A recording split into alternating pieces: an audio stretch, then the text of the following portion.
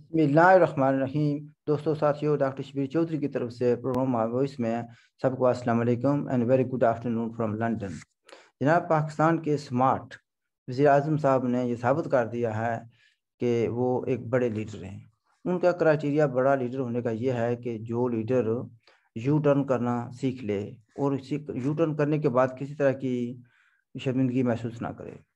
तो ऐसे तो उन्होंने ये कितनी बार साबित किया, यू टर्न तो बेशुमार किए हैं, इतने कि उनके जो हमायती हैं उनको भी नहीं पता होगा कि कितने किए हैं।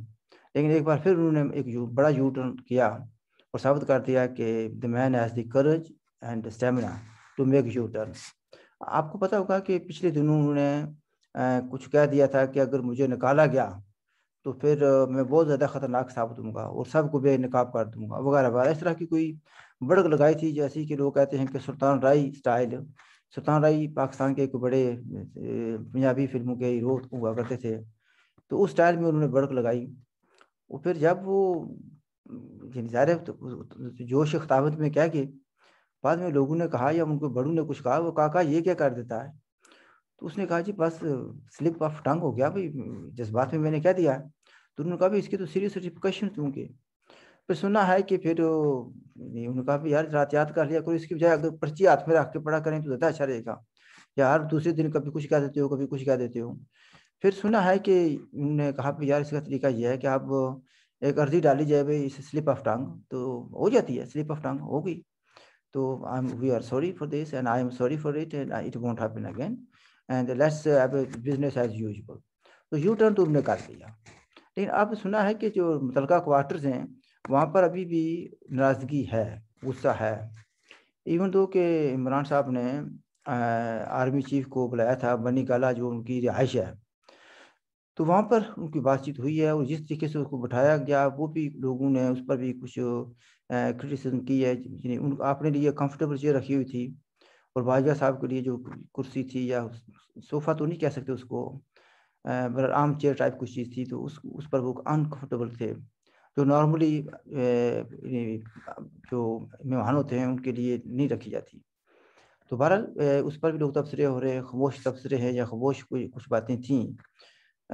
तो दैट्स अनदर इश्यू। लेकिन उन्होंने कोई बातचीत की, किसी को ये नहीं पता कि उसमें बातचीत में क्या हुआ, अपने अपने लोग अंदाजे लगा रहे हैं। लेकिन इसके साथ ही इंटरेस्टिंग बात यह है कि इन स्मार्ट प्राइम मिनिस्टर साहब ने अपने सेक्रेटरी इस्टेब्लिशमेंट के ज़रिए ISI के मौजूदा जो चीफ हैं उनसे भी कहा कि आप तशरीफ़ ले आएँ, आपसे कुछ बात करनी है। तो वो जो साहब का यानी जो मौजूदा ISI चीफ हैं, ये कुछ डिफरेंट टाइप के लोग हैं या डिफरेंट टाइप के आदमी हैं। तो उन्होंने कहा सर भई ये बात नहीं है, आप जो आइंदा जो मेरे साथ मीटिंग करनी हो तो थ्रू प्रॉपर चैनल्स।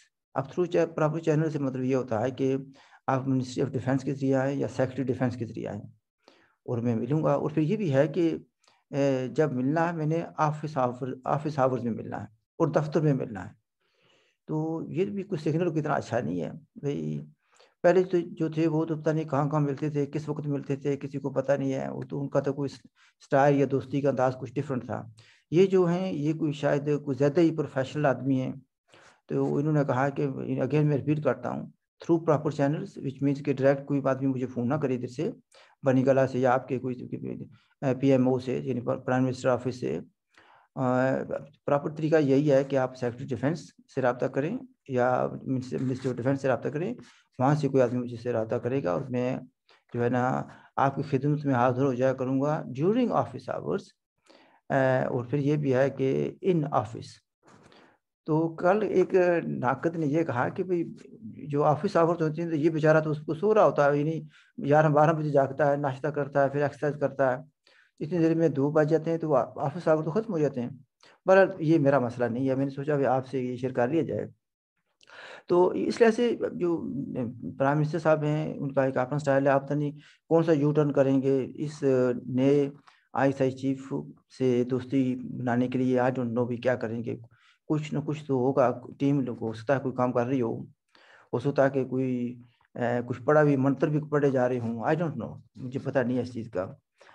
अच्छा, आगे जाता है कि चाइना का दौरा भी जो है ना प्राइम मिनिस्टर साहब कर रहे हैं। मैंने इसका ज़िक्र पहले भी जो हमारा जो इंटरव्यू किया था मैंने प्राचा साहब का और अब्बास भट्ट साहब का, उसमें भी जिक्र आया था।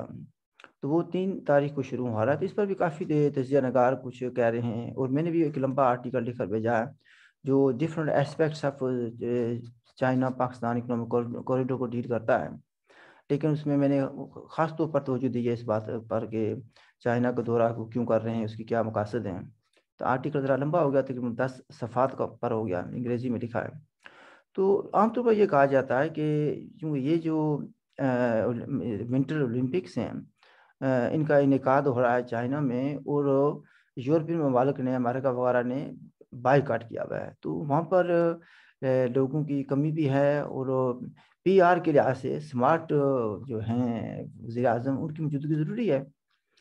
और हमारे यहाँ कहावत है कि गांव में कि लोग पुराने कहा करते थे कि किसी के पास बैल था, वो उतना हल जोतने के लिए तो काम नहीं आता था, लेकिन स्मार्ट था, ताकतवर था। अच्छा, तो जब उन्होंने देखा भाई उसको सही तरीके से वो नहीं काम अपना काम कर रहा था, तो किसी ने कहा यार ये तो इतना ठीक नहीं नजर आता भाई, इसको तो तजर्बा नहीं है। तो उसने कहा यार किले पर ना पूरे 500 रुपये का, यानी 500 रुपये उसको बड़ी बात हुआ करती थी। तो उसने कहा जी किले पर तो ये पूरा 500 रुपये का है, आगे आगे नहीं कोई काम कर रहा तो क्या बात है। तो इसलिए ऐसे है कि स्मार्ट वज़ीर आज़म साहब हैं, तो इसकी स्मार्टनेस से चाइना वाले भी फ़ायदा उठाना चाहते हैं। वो कहते हैं कि जब मेहमान आए तो उनको पता चले कि देखें कि हमारे पास पाकिस्तान के जो एक दोस्त मुल्क है, उनके स्मार्ट जो वज़ीर आज़म हैं वो भी तशरीफ़ लाए हैं, और ये अकेले नहीं जा रहे, इनके साथ 5 सीनियर वज़ीर भी जा रहे हैं, और वहाँ पर कोई बातचीत भी होगी। तो चलो ना, ये तो शायद ये इनका आखिरी दौरा हो, तो जाना चाहिए, क्यों नहीं, वाई नॉट। वो कहते हैं कि मेक हे सन शाइन्स, तो ठीक है, उनको जाना चाहिए। और I hope it's not their last visit, but it looks like is last visit. तो वहाँ पर बात क्या होगी इस पर भाई, मैंने कुछ काफ़ी देखा। मैंने पहले भी कहा था, उसमें जो लास्ट वीडियो था उसमें मैंने कहा था कि ज़्यादा से ज़्यादा ये होगा कि फ़ोटो सेशन होगा। तो अब यानी ये बात वो कन्फर्म है कि चाइना के सदर के साथ फ़ोटो सेशन ज़रूर होगा। बातचीत क्या होगी, चाइना वाले भी सी पैक पर कोई इतना खुश नहीं है, और सी पैक तो इस वक्त पाकिस्तान का हर दूसरा आदमी जो है ना, वजीर दूसरा तीसरे जो बातें कर रहे हैं जी पर इस वेरी सक्सेसफुल है, बहुत कामयाब है, वगैरह वगैरह तारीफ हो रही है। वन विंडो चलेगा, हर चीज़ वहाँ से हो जाया करेगी। 37 जो उन्होंने रेगुलेशंस को उन्होंने एब्रोगेट कर दिया कि it to make it easy for the business people specially Chinese. तो काफ़ी उन्होंने यानी एक तरह से ठीक कर रहे हैं। लेकिन इसमें भी प्रॉब्लम ये आ रहा है कि सी पैक के कुछ ऐसे मंदरजात हैं, कुछ ऐसी खुफिया शिकें हैं जिनको जिनको सामने नहीं लाया गया। तो ये क्या, किस किस शर्त पर चाइना ने किस किस चीज़ के लिए कर्जे दिए थे। और जो IMF वाले हैं वो तो बड़े उस्ताद हैं, तो वो कहते हैं कि हमें पता लगना चाहिए कि आपने क्या क्या वायदे किए हुए हैं। वो अगर उन वायदों को हम नहीं देखेंगे तो हमें क्या पता चलेगा कि you have the ability to repay और नॉट, इसलिए हमें दिखाना पड़ेगा। तो इस पर काफ़ी झगड़ा चलता रहा, लेकिन आखिर में सुना है कि स्मार्ट जो हैं वज़ीर आज़म और उसकी जो टीम है, मुतलका टीम जो है, वो गिव इनकार की, उन्होंने खुफिया तरीके से चाइना वालों को बता दी हैं कि ये चीज़ें हैं। और इस पर चाइना को भी पता चल गया। अगर मेरे जैसे नाड़ी आदमी को लंदन में बैठ कर पता लग गया तो बेशुमार लोगों को पता लग गया, और चाइना वालों को भी पता लग गया। इस पर चाइना वाले खास से नाराज़ हैं। तो इस लिहाज से कि इमरान साहब की तो मर्ज़ी होगी कि वहाँ पर जाएंगे, प्रोटोकॉल तो अपनी जगह। तो फिर दूसरी बात यह है कि कुछ वो डील करने की कोशिश करेंगे, शायद कुछ कर्जा मिल जाए या कुछ रिशेड्यूल हो जाए उनके लोन्स जो हैं। लोन तो शायद रिशेड्यूल हो जाएंगे, वो तो चाइना को इतना बड़ा मसला नहीं है, क्योंकि उन्होंने तो हाई इंटरेस्ट पर दिए हुए हैं, तो इंटरेस्ट बढ़ता जाएगा। लेकिन जो कर्जा नया कर्जा है उस पर सीरियस जो है ना डाउट्स हैं, बिग क्वेश्चन मार्क है कि चाइना वाले मज़ीद कर्जा देंगे या नहीं देंगे, अगर देंगे तो किस शर्त पर देंगे। तो इन्हीं दूसरे लफ्ज़ों में ये स्मार्ट वज़ीर आज़म और उनकी जो टीम जा रही है, उनके लिए ये ईजी नहीं होगा।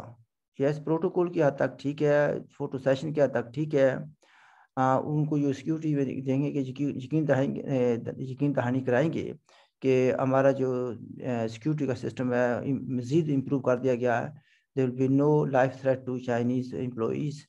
और फिर ये भी है कि अब जो है इसको स्टॉप नहीं किया जाएगा, सेकंड फेज़ जो होगा वो सक्सेसफुल होगा, and we will work according to your wishes यार एज एज एग्रीड।